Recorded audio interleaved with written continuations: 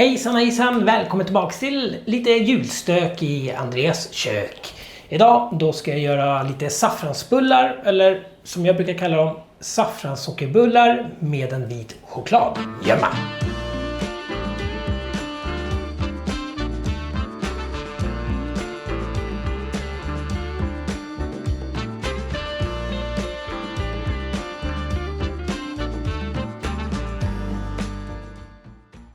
Det här är några riktigt goda saffransbullar med en liten vit chokladgömma i mitten. Ganska enkelt att göra. Det är ungefär som traditionella lussebullar, lussekatter. Bara att man gör dem till en liten boll. Och så trycker man in lite vit choklad i dem sen.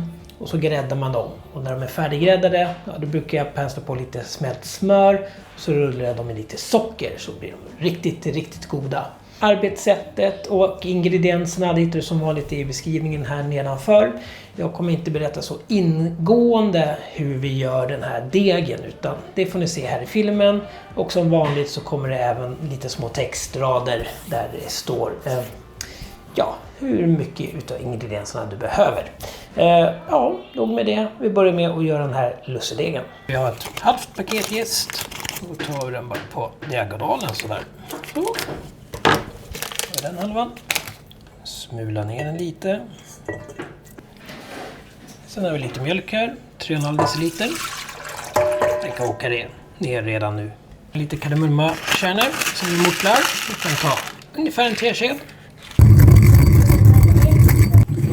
Sådär. Då är de mortlade ner i mjölken. Ett paket saffran.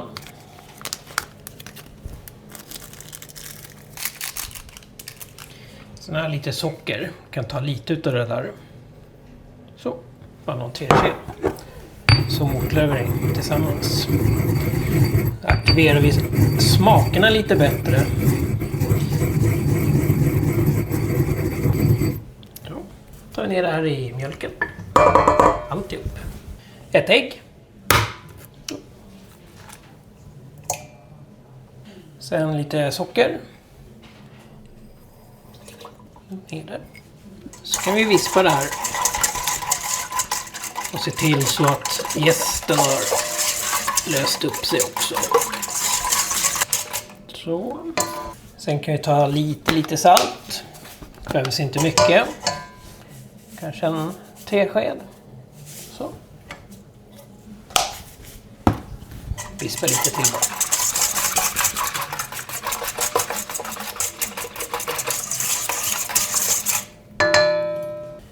Vetemjöl, 12 deciliter, ungefär 720 gram. Börjar hälla ner kanske hälften av mjölet. Börja med det. Så blanda ihop där, knåda lite.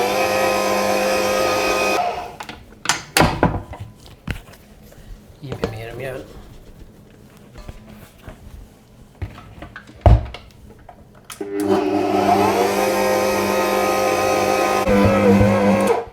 Så, nu har vi knådat en stund. Då har vi lite smör, 75 gram.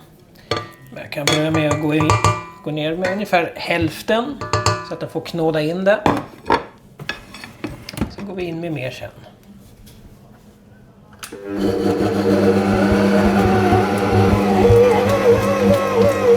Tar ner resten av smöret. Så. Får arbeta in det.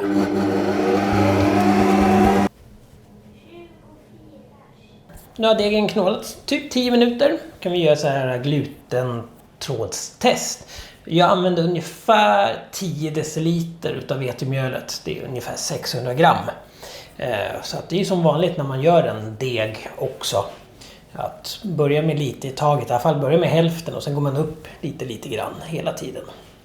Nu ska vi göra här glutentrådstestet. Så jag brukar alltid låta liksom gravitationen få jobba ner den här, för att drar och sliter då belastar onödigt mycket och då kommer den ändå spricka. Så låter man gravitationen bara sköta sitt så här, så får du ser tydligare egentligen hur bra glutentrådstestet blir. Jag vet inte, ser det.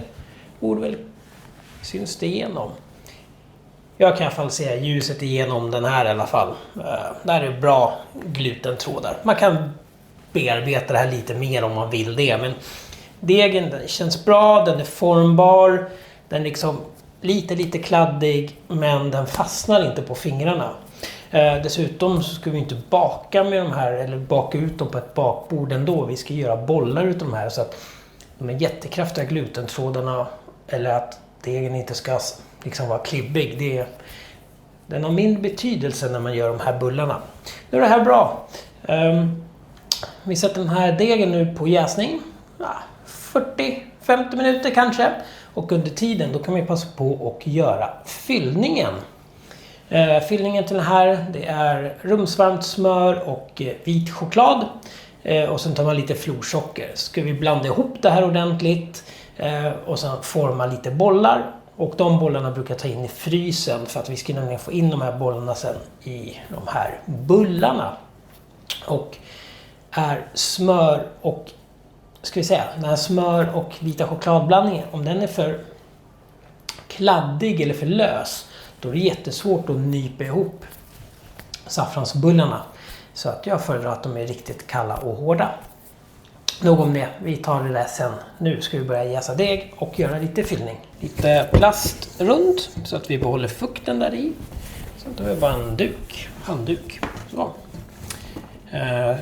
För att gästen vill gärna ha det mörkt när vi ska jäsa. Ja, den här fyllningen. Ja, vit choklad, smör och lite florsocker. Väldigt mycket smör. För jag tänker ha dubbelt så mycket i mina bullar. Jag vill ha mycket fyllning. Så jag tar 300 gram smör och 300 gram så här vanlig vit choklad. Så att det är upp till dig. Lika mycket smör som den vit choklad. Det är ganska lätt. Och så är det 2 matskedar florsocker för varje 100 gram ungefär. Vita chokladen. Hacka den, riv den eller någonting så att det blir mindre bitar. För att vi vispar ihop smöret och den vita chokladen. Och det är lättare om den här är mindre bitar i alla fall så att det smälter ihop lättare. Gör det du vill. Jag kommer bara hacka det med en kniv. -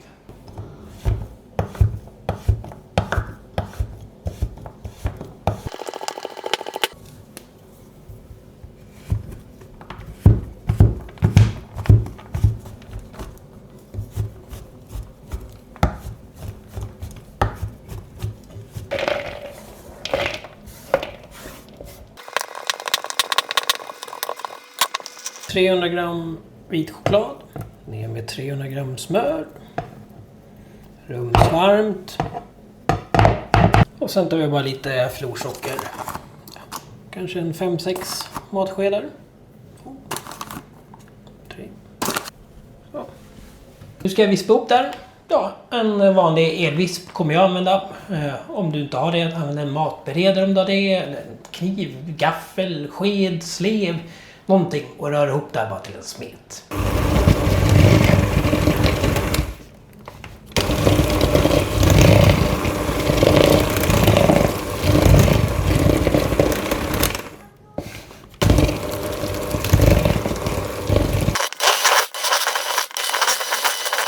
Vispat och klart. Det är ju vit choklad som gör i klumpar, så helt slätt blir det ju inte. Den här vita chokladsmeten, jag tänker ställa in den lite snabbt i frysen, kanske 5-10 minuter så att den börjar stelna lite grann. För just nu, då är den ju så himla kladdig och jag ska göra små bollar utav den här så att blir den lite fastare i alla fall så är det lite lättare att jobba med. Sen tar jag in det i frysen så att det får stelna helt. Det jag gör nu är att jag väger upp lite grann, ungefär kanske 20 gram per boll. Eftersom att jag har dubbelt så mycket smet, annars blir det ungefär 10 gram stycken. Så lägger de här på ett litet bakplåtspapper så länge. Sen formar jag dem till en boll. Sen behöver det inte vara exakt någonting heller. Men nu kan jag passa på att vara lite noggrann. Och nu kan man försöka göra dem till bollar. Det här blir lite kladdigt. Som sagt, det här blir väldigt stora bollar också. Ska man lyckas få in dem här i bullen. Men nu är det mitt val. Försöker göra dem dubbelt så stora. Jag vill ha mycket. Se hur snabbt det här smälter. Så att man får jobba lite snabbt. Så behöver de inte bli perfekt runda heller. De ska ändå in i en bulle. Så. Nu är degen jäst färdigt. Se, dubbelstorlek. Så att man kan ge en lite kärlek här bara på bänken. Se, smidig och fin. Nu är det bara att göra 24 lika stora bollar. Då blev det lite kvar här. Ja. 11,75. Ja, det var 80, nästan 1200. Så att ja, nästan 50 gram per bulle gör vi då.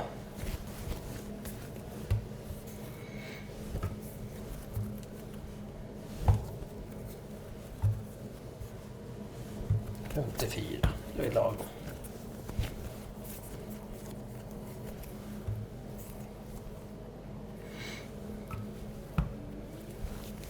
...24 rullar, nästan 50 gram styck. Kan vi bara rulla upp dem lite. Sådär, vi ska ändå rulla ihop dem sen med chokladen. Har vi chokladen här, tar vi bara den här bullen och så rullar jag runt den och sen nyper ihop lite grann. Så kan man rulla, ska jag visa här, så. Rullar ihop den lite så. Sen har vi den här lilla skarven, den tar vi neråt. Jag kan visa det igen. En boll, ta en chokladbit och rulla upp över, sådär. Och så formar vi som en liten boll, sådär. Sen inte försöka få den här chokladen att smälta, för då är det svårt att nypa ihop degen. Då är de på bakplåt, lite plast över igen som vanligt. Så lägger jag på lite dukar, så får de här jäsa i 30 minuter ungefär. Nu har bullarna fått jäsa ungefär 40 minuter. Ugnen, den är på 225 grader varm luft. Annars så tar du 250 grader om du tar varmluftsugn. Ser det? Om man vill ska man ju pensla dem med lite ägg och sen så att du får lite fin färg. Men eftersom att jag ska doppa dem i lite smör och sen täcka dem med lite strösocker sen, så kommer det ändå inte synas. Det är ganska onödigt. Men om du inte gör som jag och bara vill ha en slät bulle, pensla dem med lite ägg så får du jättefin färg. Sen ska de gräddas i ugnen ungefär kanske 10 minuter. Man får hålla lite koll. Så att i mitten av ugnen och sen låt dem svalna lite grann, smält lite smör, pensla på och doppa dem i socker.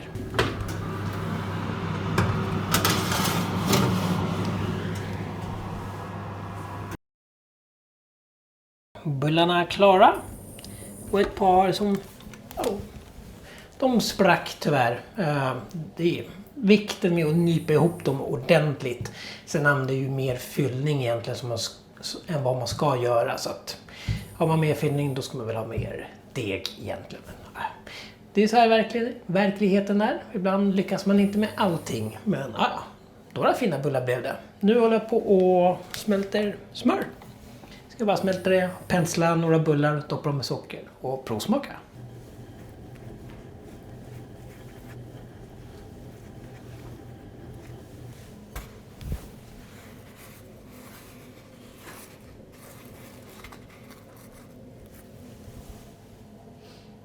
Här har vi en saffransbulle med en liten vit chokladgömma i.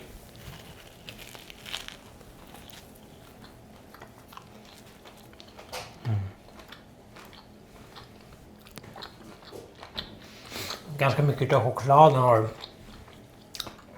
sugits upp av degen också. Men det är så här lite krispigt yttre, så är det så här gojsigt och mumsigt mitten här inne.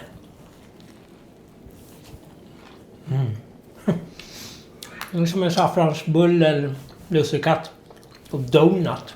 Allt i ett. Jag vet inte om det syns här, men jag ser också att det ligger lite gojs kvar här.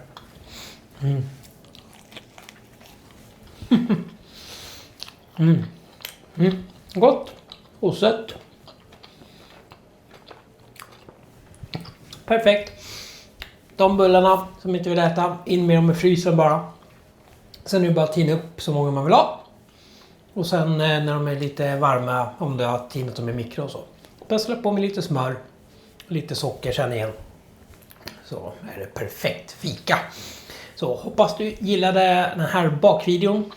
Det kommer säkert lite mer mat och bak snart igen. Och så kommer det julmusttest på gång också. Vi får se om det blir ett blindtest eller om vi bara testar med lite julmust. Jag har inte planerat ännu. Jag har lite svårt att få de som ska göra lite... Ja, blindtestet är väl inget problem så, men de som ska öppna och göra överraskningar åt oss. Så jag har inte tillräckligt med folk. Alla är lediga och borta. Ja, det blir någon typ av julmusttest i alla fall snart. Så tack för att du har tittat på det här avsnittet. Glöm inte följ med på Instagram, Andreas_kok. Det kommer saker som händer i livet.